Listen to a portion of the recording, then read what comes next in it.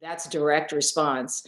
And then you have like SEO copywriting, which is when, and I worked with a client who had their whole website written by an SEO copywriter. And so you're using, the words so Google picks up on it. But then what happens is if Google recognizes the website, okay, great. So they get people to the site, then what happens? So the SEO, the copy was written in such a way, because I ended up redoing his whole site for him.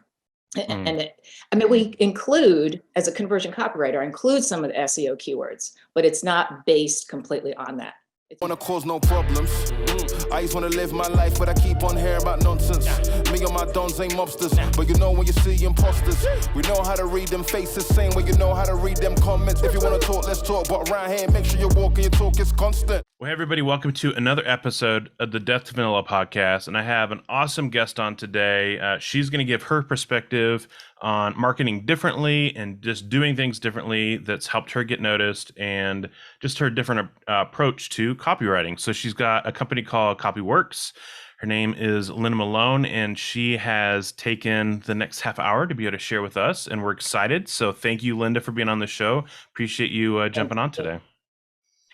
I appreciate it. It's going to be fun. Cool. So tell us a little bit more about COPYWORX.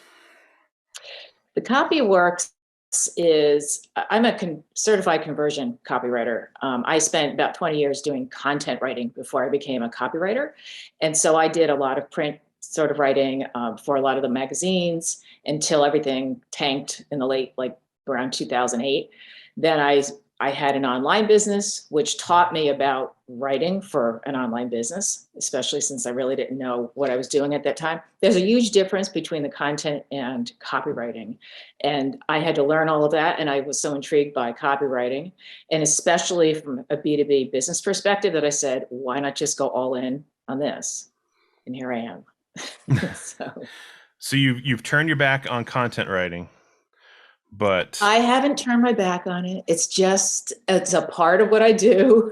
Right. Hey, we need both, and there is an overlap, but content is really it's more for informational and entertainment purposes. And it doesn't, it's more for brand building. When you have copywriting, it's really for revenue. And it's just to get people to take action and to say yes to your offer, basically, especially with conversion copywriting. Right. Well, and way to lead into the question, right? Good job. So yeah, I mean, because my knowledge of copywriting is pretty rudimentary. Ended up picking up a book on it a while ago, and just was super fascinated by just the human psychology element, and just the years of this art and science developing to where it is now. Especially as it's been repurposed throughout the years from, newspapers to magazines to billboards to now online, and, the consumer attention span is lower. So you've got to say more in less time and be more convincing, and there's more noise and all these other things are added on. So I kind of know that there's copywriting as a whole, but you specialize in conversion copywriting. So I'd love to hear more about how that's different than other kinds of copywriting.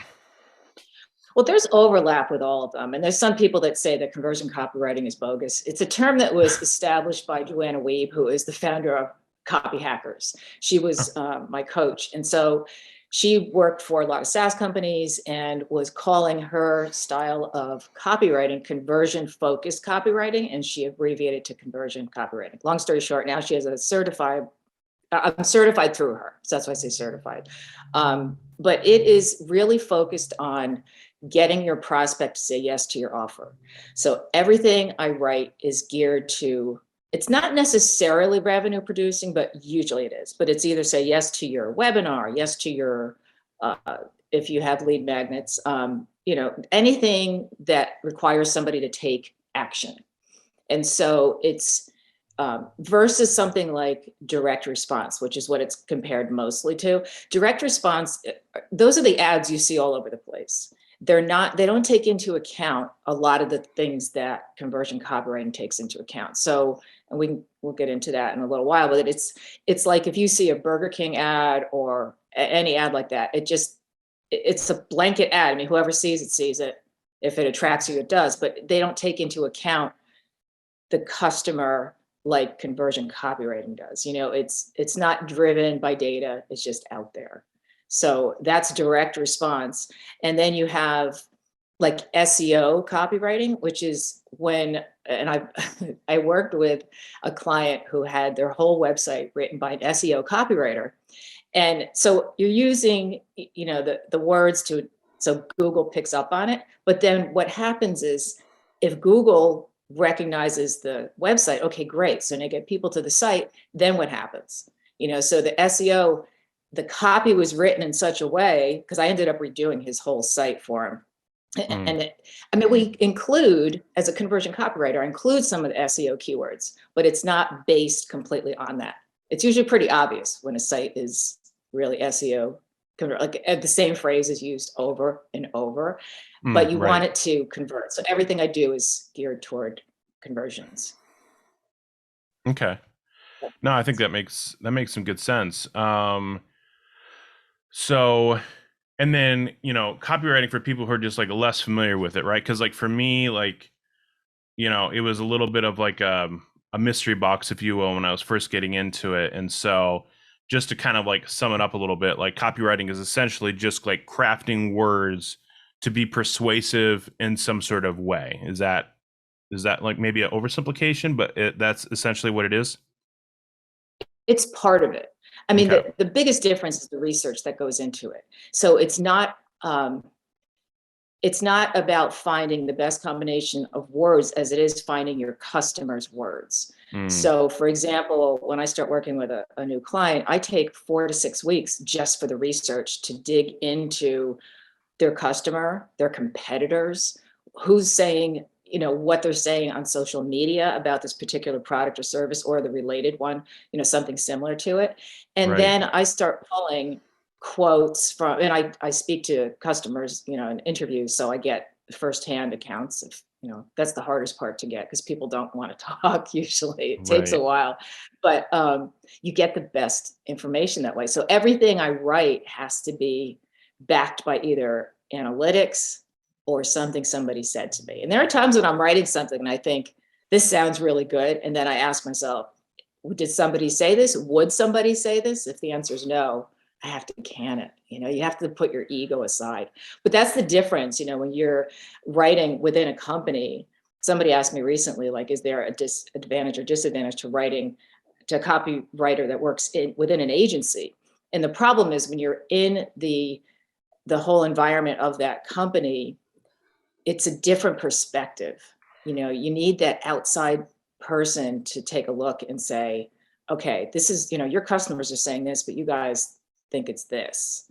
And so it's a whole different way of coming about, you know, coming up with like a value proposition, and that, which is the basis of all the copy, you know, what differentiates you. Right. I guess the irony in all of that is that you would think that someone who's inside the company would know all those things, but if they did, they probably wouldn't be having the issues they're having with their copy converting. So it's as odd as it seems to bring in the outside perspective, I'm sure on some level, like if they were doing the research they needed to do, they wouldn't be having those problems. So that's, and they just may not even have the systems and processes in place that you do to do that, which I think is really good.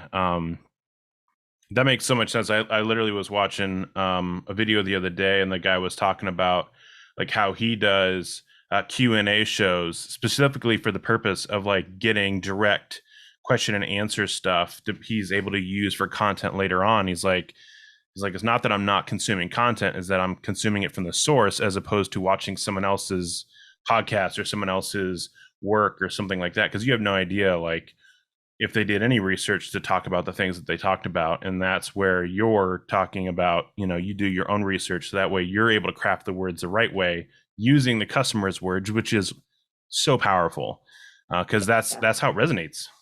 Yeah. A lot of times I'll be interviewing somebody and they'll say something where right away I know that is going to end up in a headline because it's so like a eureka moment. And they don't even know they've said it usually. You know, they'll just say something about the product or service. And I'm like, okay. And I make a note because I'll record it and I'll just make a note where that was. And That's you know, awesome. it's you just get the best information. Because there's a saying, and I forget, I read this somewhere, it's not from me, but about how companies inhale their own fumes. You know, like everyone's Mm, patting themselves on the back for coming up with a great line or some great copy, when actually they're in their own little ecosystem, and they're not really, you know, considering the research like I do. And even when they do research, and this is the other thing, I've had companies say to me, you know, we've done all the research, but the mm, research is done for a specific reason. When I do research, I'm looking for something that they're not looking for. And so they can give me the surveys and the statistics and all the analytics from, you know, Google Analytics. And I mean, it helps and I definitely use it, but it still comes down to talking to people. It always does.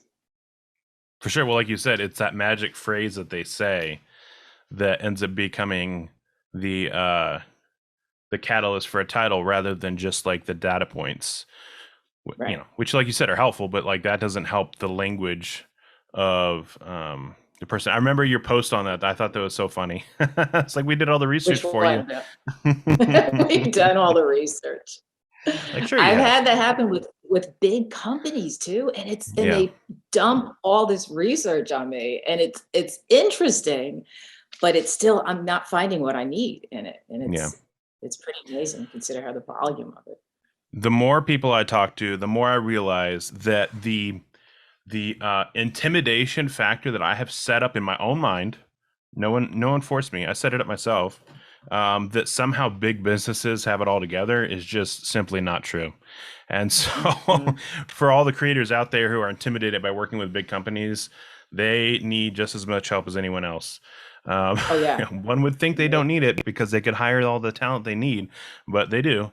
And I think a lot of it boils down to the politics inside the departments, but that's a whole nother discussion. That's a rabbit trail right there. So to double back, you had made an interesting comment about direct response being kind of just like general and just kind of like whoever sees it sees it. But there was something, you know, when we were talking before we started this podcast about conversion copywriting being a little bit more considerate, a little more strategic in how it's done. And so you had used the phrase, you know, stages of awareness, I believe is what it was. And so dive in a little bit about like how you work with that concept to be able to formulate the proper structure or words or what have you for your copywriting.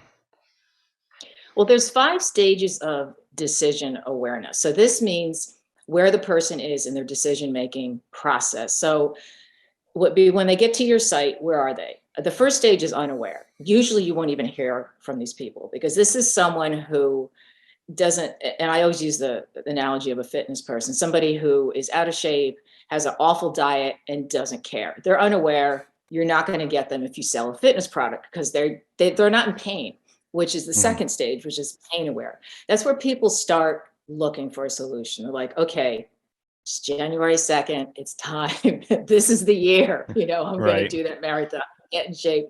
And so they start looking for a solution. The third phase, level of awareness, is a solution aware. So now they know there's a solution out there. And so that maybe they're looking at your solution, they're comparing it, they're making charts, they're, you know, doing all their research. And then product aware is they're aware of your solution, but they're not quite sure it's for them. And so the final stage is where it's the best stage, which is most aware. They're like, okay, this is, you know, your product is what they want. And now it's just a matter of what kind of, do you have payment plans? How am I going to afford this? Is there any, you know, kind of guarantee? So then they're actually looking into how to get that, you know, get the actual product. What's interesting is you can go from, there's situations where you go from unaware to most aware, which would be like you get home and your house is flooded. Okay, so you're not going to go shopping around for a plumber. You are going to just, you know, you're suddenly like, I need somebody right now. You're going to get somebody. And so you just jump from not even thinking about your plumbing in your house. I always love that analogy because you don't think about it at all until it's there. And you just, you can jump over all those levels. But the whole thing with writing for each level of awareness is that especially with a long form sales page. People complain, oh, these pages are so long. But what they do, the psychology behind it, is to move people through each stage, except for the unaware. So you start with pain aware. And so there's formulas that are, the most popular one is the pain, agitation, and then solution, PAS formula. And so the copy would address that pain. And so if it's a fitness thing, because I used to have a fitness business, so it would be something about, and it's, you have to really know how to handle it. And again, it's about using the words your customers are using or potential customers. You don't want to make them feel bad, but you want them to remember why they're there. So it's like, tired of laying on the floor trying to zip up your pants and, or just describe the scene like this. Yeah. That's how I used to have a lot of my copy. And then it's also the imagery that you need. And the things that I found is that people don't like the ones where you're trying to zip up your pants. I mean, it's just embarrassing and it's kind of humiliating. So I would put like a stack of jeans with an apple on top. That was one of the images that was successful. So you hit the pain point and then you agitate a little bit. Like, okay, so if you let this go, where you're going to be next year, and you start really getting into how it's going to affect their life. And then you present the solution. So as you go through it, you're taking them, through, as your copy goes on, you're taking them through these different levels. And then they realize, okay, there's a solution, you have a product. And then the more it's further down the page, okay, this sounds like it's for me. And so that's why there's a whole sequence of events that has to happen in the copy, just to bring them through those different levels. For sure. Yeah, I've literally felt the exact same way. And in fact, the funny thing is when you talk about like using the proper language and connecting with people, all I can think about, and maybe this is completely random, but like all I can think about is like the comedians who like have like the situational humor where like everyone's like, oh, like I totally have that happen to me too. And it's like, because like so many comedians talk about being overweight and just like how relatable that ends up being because of like they're experiencing the same problems they have. Like I forget, the one guy was talking about like how the untucked dress shirt was the fat man's last stand and stuff like that. And it's just funny because like everyone's been there with like, they're like, I guess I'm untucking the shirt. And it sounds like Jim Gaffigan. I think it was. It totally was. He's so freaking funny. So anyway, so that makes sense. But like you talked about, there's also like that ego thing that you have to balance a little bit as well. And I think, that, we didn't talk about this, but that kind of, your example of even the wrong imagery just goes back to fact that like, this is not just like a one and done type service, that there's like some like massaging and optimizing that has to happen. So for example, you use the example of choosing a different image, but what are some other things that like might have to get like shuffled around for it to like fully work, right? Because you have a fat page of content, right? And then you're going through and figuring out like, where am I losing people or stuff like that? Like what kind of other things you like massaging and optimizing? Wanna cause no problems. I just wanna live my life, but I keep on hearing about nonsense. Me and my dons ain't mobsters, but when you see imposters, we know how to read them faces, same way you know how to read them comments. If you wanna talk, let's talk, but around here, make sure you're walking your talk is constant.